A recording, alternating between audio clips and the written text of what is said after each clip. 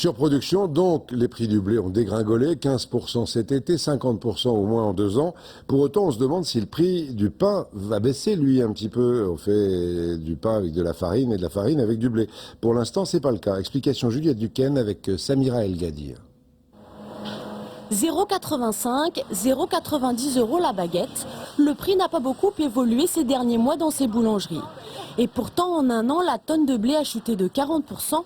Pendant la même période, le prix du pain a lui augmenté de 0,6%.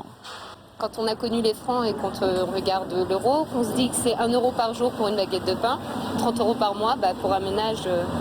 Un ménage, quand on est tout seul avec ses enfants par exemple, c'est pas spécialement évident, mais bon, on fait avec.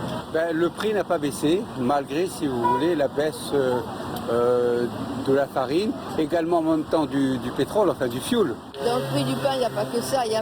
Vous avez la farine, vous avez la main-d'œuvre, vous avez tous les frais qui sont avec.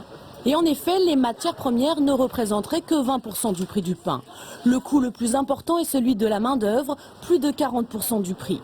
Mais il y a aussi l'énergie, près de 5% de votre baguette.